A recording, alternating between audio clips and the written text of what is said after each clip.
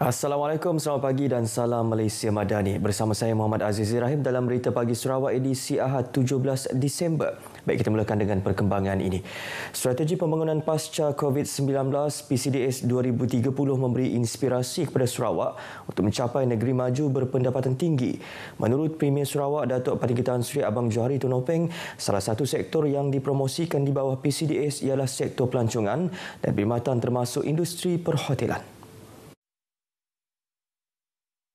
Katanya, Kerajaan Sarawak menyambut baik kerjasama pihak swasta untuk meningkatkan industri pelancongan dan sebagai maklum balas kerajaan sedia mewujudkan infrastruktur dan kemudahan yang diperlukan. Untuk bahagian Miri, Kerajaan Sarawak merancang menyiapkan jalan menghubungkan Miri ke Marudi dan Marudi ke Long Terawan menjelang 2030.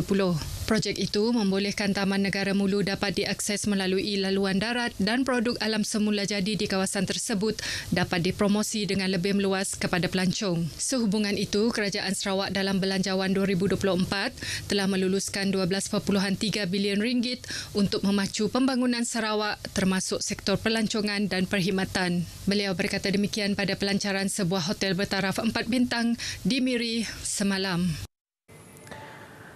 Pelancaran Sistem Pusat Komuniti Desa atau MyPKD Kementerian Kemajuan Desa dan Wilayah KKDW terima lebih 9,000 pengunjung sejam selepas dilancarkan. Timbalan Menterinya Datuk Rubiah Wang berkata sistem tersebut menyediakan akses kepada orang ramai mengenai perkhidmatan yang disediakan kementerian. Jelas beliau, MyPKD turut menyediakan akses kepada 282 pusat latihan teknikal dan vokasional TVET seluruh negara. Sistem itu juga menyediakan padanan latihan kepada pemain industri yang memerlukan tenaga kerja kola biru termasuk dalam sektor penerbangan dan penyelenggaraan pengangkutan awam. Sebab sekarang semua nak digital. So all servis yang ada di kementerian kita dimasukkan dalam MyPKD itu. All information tentang usahawan, tentang program ekonomi, tentang aktiviti-aktiviti yang dilaksanakan oleh Tunas, aktiviti-aktiviti lainlah, termasuk aktiviti yang dilaksanakan oleh PKD-PKD di seluruh Malaysia. Beliau berkata demikian pada pelancaran sistem MyPKD dan PKD Mobile di Pusat Penjaja Majlis Perbandaran Kota Samarahan MPKS Tambirat di Asajaya. Beliau berkata demikian pada pelancaran sistem MyPKD dan PKD Mobile di Pusat Penjaja Majlis Perbandaran Kota Samarahan MPKS Tambirat di Asajaya. Sistem MyPKD diwujudkan bagi menambah baik dan meningkatkan lagi kecekapan pengoperasian dan pengurusan 191 PKD seluruh negara seiring perkembangan teknologi digital. Sebuah perkampungan masyarakat Bidayuh di Miri mohon diiktiraf sebagai sebuah kampung serta melantik seorang pemimpin masyarakat bagi memainkan peranan bersama-sama dengan masyarakat lain di bandaraya itu. Timbalan Menteri Pengangkutan Datuk Dr. Jerib Susil berkata membangunkan perkampungan masyarakat Bidayuh di Miri adalah sesuatu yang unik dan tidak pernah didengar sebelum ini, namun beliau menyambut baik keputusan masyarakat itu untuk menetap. Pada masa sama, beliau berharap pihak Majlis Bandaraya Miri akan dapat mengiktiraf dan mewartakan kampung tersebut sebagai Kampung Bidayuh. Beliau berkata demikian ketika merasmikan Majlis Makan Malam Persatuan Dayak Bidayuh Kebangsaan Cawangan Miri. Tambah beliau, adanya sebuah perkampungan masyarakat itu di Miri akan dapat melebarkan peranan dan fungsi DBNA untuk menyatu padukan masyarakat Bidayuh di seluruh pelosok negeri ini. Sehingga kini, kira-kira 4,000 masyarakat Bidayuh yang memutuskan untuk menetap di Miri. Ahli Parlimen Miri, Chiu Chun Man menggalakkan para penjaja atau mereka yang bekerja sendiri untuk mencarum di bawah skim keselamatan sosial pekerjaan sendiri oleh Pertubuhan Keselamatan Sosial Perkeso.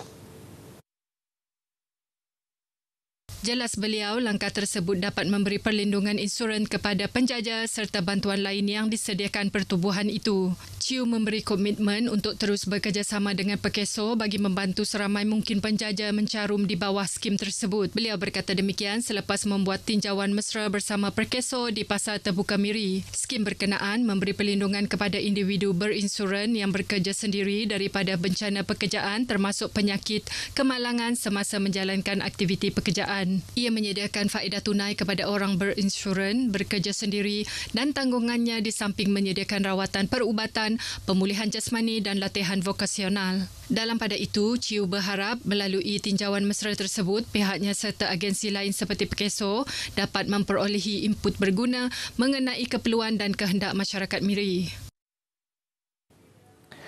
Generasi muda dinasihat agar sentiasa berdisiplin dalam merancang hala tuju masa depan masing-masing, khususnya dalam menimba ilmu supaya menjadi insan yang berjaya dan mampu menyumbang kepada komuniti serta negara.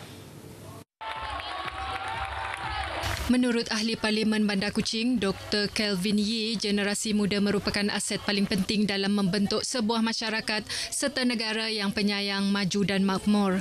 Justeru, beliau yakin dengan adanya sokongan, didikan serta platform yang utuh, generasi muda pada masa kini akan dapat mencapai potensi terbaik mereka sekaligus menjadi modal insan yang akan menerajui kepimpinan negara pada masa akan datang. Berucap pada majlis perasmian program SPM Power Prep di Kuching, Dr. Kelvin Yee berharap agar para peserta program itu terus memupuk sikap disiplin yang tinggi serta semangat ingin tahu untuk menimba ilmu selain nilai-nilai murni ke arah menjadi insan yang berjaya.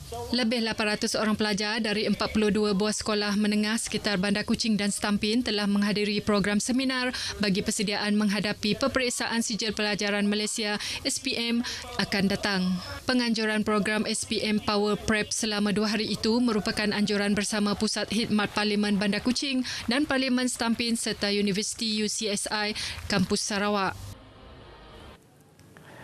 Pelbagai pengisian telah dilakukan oleh berbagai pihak dalam berkongsi kegembiraan dengan mereka yang memerlukan menjelang musim perayaan Christmas hujung bulan ini, termasuk kumpulan Mercy Hospital Miri. Timbalan Menteri Pelancongan, Industri Kreatif dan Seni Persembahan Datuk Sebastian Ting Chiu Yu yang turut menyertai program Caroling Christmas di sekitar Hospital Miri tidak ketinggalan mengagihkan sumbangan berupa goodies Christmas kepada kanak-kanak di wad kanak-kanak serta pesakit-pesakit lain di hospital tersebut. Bercakap kepada pemberita di Hospital Miri, Datuk Sebastian menyatakan Christmas adalah masa memberi dan berkongsi khususnya mendekati, menghibur dan menghulur kepada yang memerlukan.